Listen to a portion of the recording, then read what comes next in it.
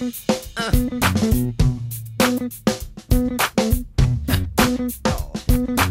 Tita Lilian ang puntahan ng mga food lovers kapag makalumang luto ng Pampanga ang pag-uusapan.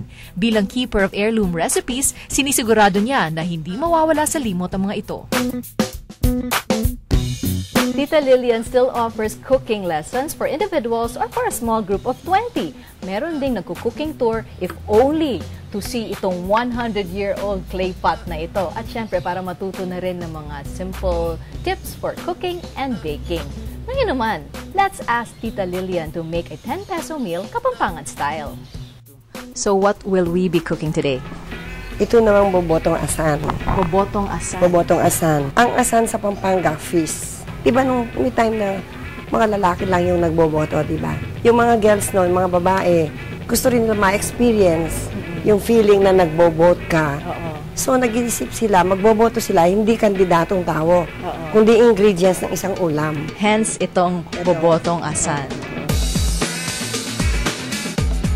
Di hamak mas mura pa rin ang bilihin ng pagkain sa probinsya. And if like her, nagtatanim din tayo ng gulay, mas lalo tayong makakatipid sa gastusin.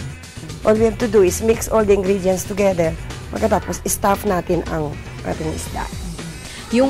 Yung alagaw, saan nahahanap po yan? Ito parang tumutubo din sa mga tabi-tabi na parang wild din ito. Ito nga ang recipe nito, tinatawag namin ng luto ng mga tamad.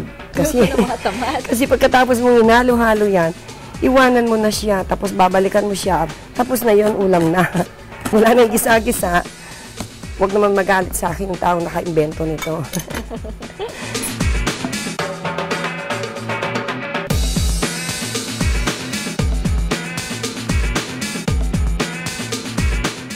Tapos yung ating oil. Ito na, gamit na natin itong oil na ito. Ah, so you can use a used oil din for this one. Anong tawag po sa cut na yan ng isda? Dinaing mo? Dinaing. Butterfly, oo. Sa ating, sa local, dinaing.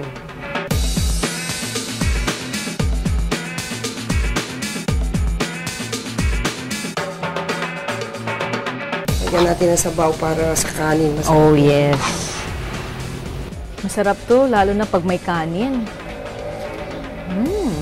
Malasa-malasa siya.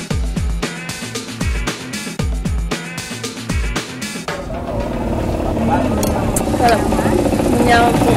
Masarap. Ito talaga yung mga luto ng mga Kapampangan na typical na luto. Eto muli ang ingredients ng recipe natin ngayong linggo.